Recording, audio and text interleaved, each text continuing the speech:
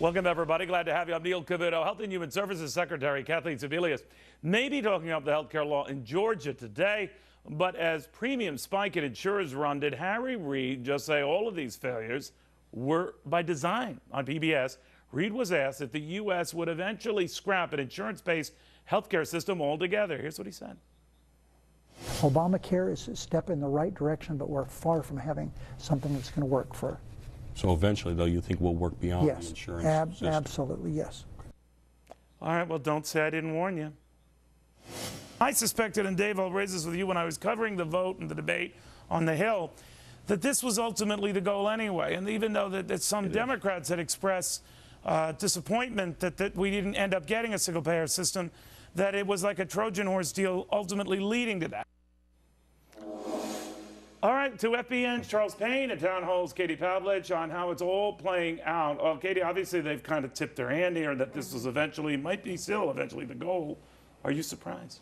I'm not surprised. You're very good at predicting things like this, but Totally. this, yes, of course. It's not about all me. You know everything. My name is still on the show, isn't it? All right, but anyway, what are we to fear from that? Well, it's a death by 1,000 cuts. So we're seeing insurance companies, big insurance companies pulling out of this as states implement these insurance exchanges, companies not willing to submit their customers to fraud through these exchanges. We're seeing employers cut the 40-hour work week. We're seeing unions in the Bay saying we need this to be changed. And the solution to all of this is to say, look, Obamacare didn't work. The only option to fulfill our promise of giving health care to everyone is a single-payer system. And let's not forget that when Obamacare is being debated, we had a lot of people on the left who were upset that Obamacare didn't go far enough to be more like the British-style system. And people voted for it based on this idea that it eventually would lead to a single-payer system. But to make it more palatable to Republicans at the time, memory serves me right, Charles, because you were on this as well, you had to sell it as we're not going to debunk the entire system. Right.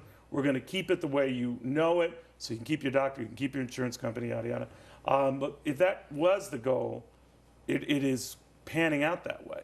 Well, you're absolutely right. And, you know, you're almost loath to say, okay, you know, this was designed to be such a train wreck that it would ultimately take them to where they want to go. But this is certainly taking them in that direction, without a doubt. And here's the thing, though, guys. It was actually sold, too, as some sort of an economic elixir. And then after it passed, we were told, hey, listen, forget about all the economic benefits of it. It's about mankind. It's about fairness, you know, this whole middle-class bargain, and everyone gets health care. So the dollars and cents aspect of it doesn't matter.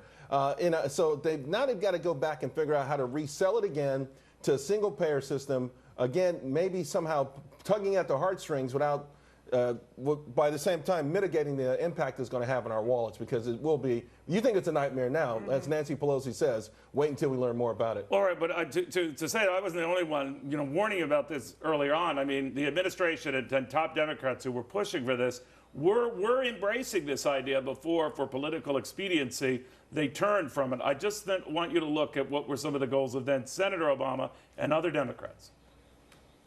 I happen to be a proponent of a single-payer universal health care plan. Everybody in, nobody out. A single-payer health care plan, universal health care plan. That's what I'd like to see. But as all of you know, we may not get there immediately. I believe the goal here is to create whatever legislation we have in a way that could be developed into something like a single-payer system. I'm all for a single-payer system. Eventually. I think what we have to do, though, is work with what we've got to close the gap. Unless, Katie, you could say what we've got is a bunch of insurance companies gouging you through the nose. The insurance companies don't do themselves any favor. You know, their costs have gone up to cover 30 million people, those with pre-existing conditions, and this plays out almost to script. Right, but what they never talk about is how to lower prices without government intervention. So tort reform is one thing that we haven't seen. You know, the reason why insurance costs are so high is because doctors and insurers have to pay for their insurance to cover these lawsuits that they have to take care of. But in terms of what the system was set up as, you know, they never talk about the implications of what it means to have a single-payer system. Nobody's talking about the report that just came out of England showing 13,000 unnecessary deaths since 2005 as a result of government single-payer system system over there because of a lack of care. And that's one thing I think people need to know. And I think because you look at the poll numbers, Obamacare has never been popular at all.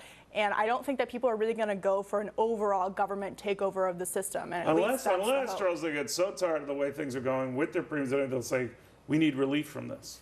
Maybe. I mean, that's the wild card, Neil. You know, already the president removed the employer mandate because the last thing he wanted was small businesses who probably have the highest public opinion approval rating of any little subsector out there to whine about this going into the midterm elections. But it's going to be a tough one. I think a lot of people out there who were thinking that, you know, all of a sudden I'm going to get this wonderful care. There's a big difference between having health care insurance and having health care. And I think a lot of people who think that if they want, they're going to go to the doctor and say, Doc, check out my knee, my elbow, my back.